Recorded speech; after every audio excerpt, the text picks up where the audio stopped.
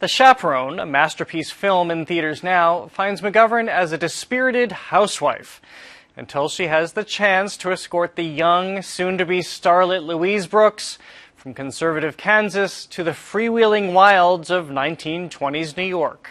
Here's a look. You know, I wanted to be a nurse when I was young. Not a doctor? Not in those days. I rode away for all these courses. But you didn't go through with it? I was needed on the farm. Thank you, Della. Now I'm trusting you to look after my boys. All three of them. All three of them. Elizabeth McGovern, star and producer of The Chaperone. Thank you so much for joining us. Thank you for having me. Well, first of all, take us back to what is the experience for two women to leave Kansas in the early 1920s to head out to big New York? Lots of big changes. I mean, it's a very exciting story to tell because that was a time of great change. So we get this wonderful Julian Fellows-esque thing where a country is changing at the same time you're seeing it played out on the individual personalities in the story. So it is kind of operating on two levels. But in this case, we have a personality who not only was impacted by her country, but impacted the country itself, because the kid in the film that you see if you go to see The Chaperone turned into the movie star Louise Brooks, who, of course, had an enormous impact on the culture of her time because she became the liberated flapper symbol icon, and she was kind of the figurehead of this sort of change and liberation for women. How much will it be? Don't be silly. She's right. No charge. And do your employers know you give free food to pretty girls? Don't worry about that. I don't worry about anything. It's very striking how she just wanted to burst out. I mean, I feel that's the best phrase, too. She wanted to burst out of Kansas. She couldn't get out fast enough. Right. And she was ready for the world that was outside of Kansas. Yeah, that's what I find to be so much fun about the dynamic, is that she's saddled with this chaperone who's supposed to be looking after her, but she's one step ahead of the chaperone in all respects, which is, of course, driving the chaperone crazy. She's more sophisticated. She's more well-read. She's got a kind of progressive view about absolutely everything, and she keeps kind of left-footing this poor woman who's supposed to be her chaperone. And you, of course, are the chaperone, and there is this interesting dynamic that you have this middle-aged woman rubbing up against this young woman, a story you don't often see portrayed or written about. Well, what we don't see is two women having any conversations together of any kind, which is kind of a shame because, you know, it does happen in life.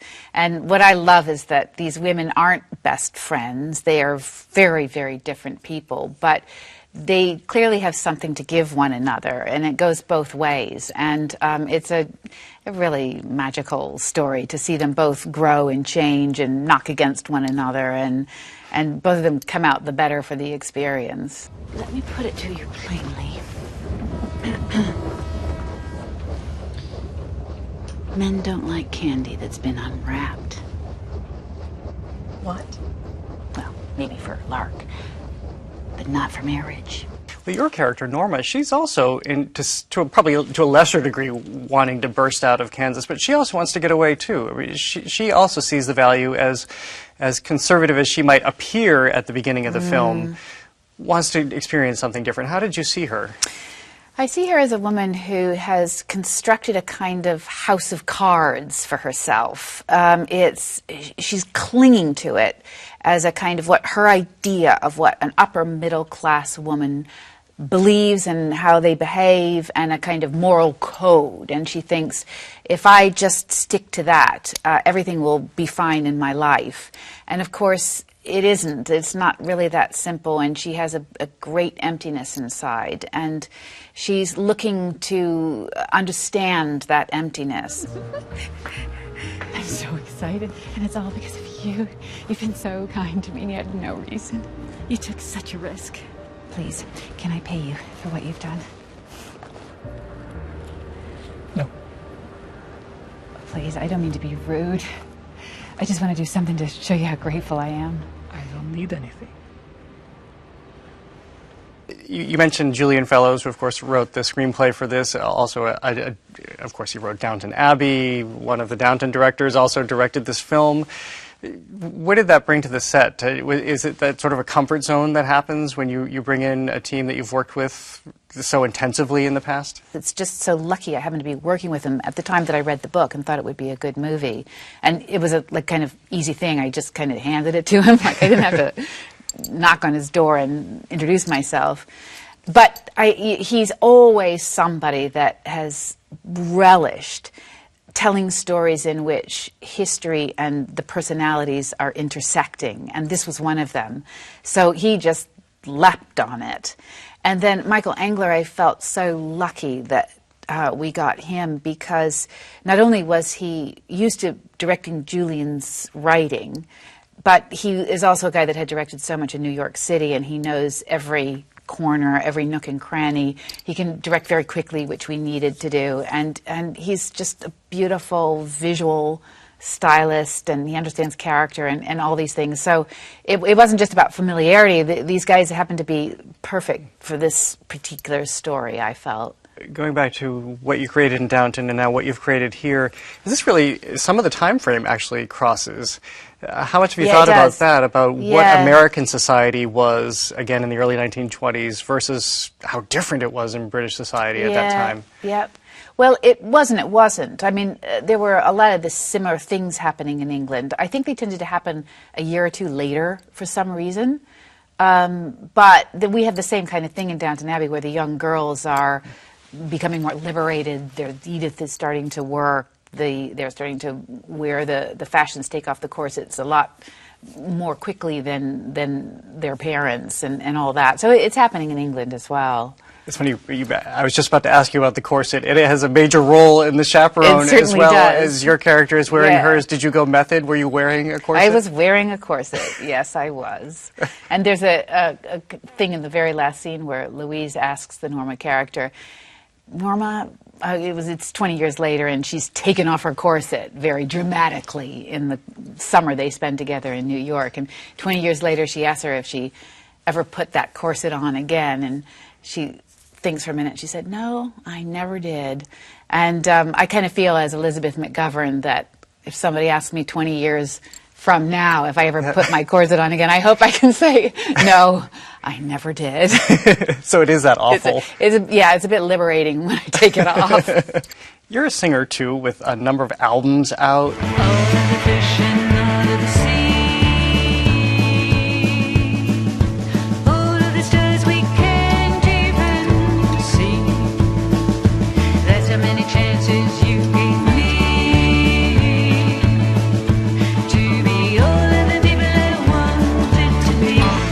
Curious to know what role music has played, how it crosses over with you artistically. Does it have a role in who you are as an actor? No, I feel like it's a totally different part of my brain. I mean, I've never done any kind of acting in which I have to sing, and I think there's a reason for that, because my singing is really, I feel like it's my way of expressing kind of an inner monologue of my own, rather than being a good singer, if that makes any sense. And I don't even know how this happened. It wasn't something I decided, but it just conspired that I started writing, and what I was writing were songs before I had any kind of relationship to music. And then, because I was writing these songs, I really felt impelled to find musicians to play them, and then they wanted to play them. And so it became this way for me to have a voice that was my own, where I wasn't trying to personify somebody else's vision. It was my thoughts, my inner monologue, and trying to find a melody that would express that became an obsession of mine. Well, my favorite question to ask singer-songwriters is if you constantly have a current of songs running through you, or kind of looking at the world through that perspective.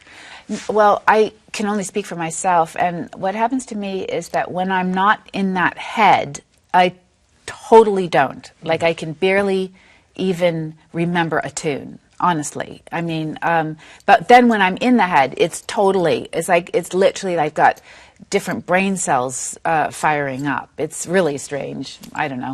I'm fascinated by process. I mean, everybody who knows me on this show knows I'm fascinated by process. Well, I'm glad you are. Like the rest of the world's going. But thank you for being interested. The Downton film, what was it like to be reunited? I mean, I think probably a lot of the world likes to think, and I've met a lot of your colleagues, by the way, over the years as I've come through WGBH, and you have seemed like a family. Yeah. Is it that way off screen as well? Yeah, it is. It is. When we all got together, it was just like we'd never left. And it's like putting on a nice old pair of jeans, except that it's a corset and it's all that stuff. But yeah, I don't think you can go through something like what Downton Abbey was with a group of people without either really bonding in a deep way or completely falling out. And I think that does often happen. It's quite a sort of journey. It's a very interesting thing to experience, but I feel very bonded with those people. I feel very lucky. Finally, back to the process questions. When you think about Cora and the rest of the family and all of those characters, how do they live with you? Do you return to them? Do you wonder where they're going? No, I don't really think about it. I'm quite happy to liberate myself. I mean, and I love doing something totally different because I love doing it, but it's not something like I think there is this assumption that I walk around and I am kind of Lady Grantham. I mean, but I'm totally not. I just want to say.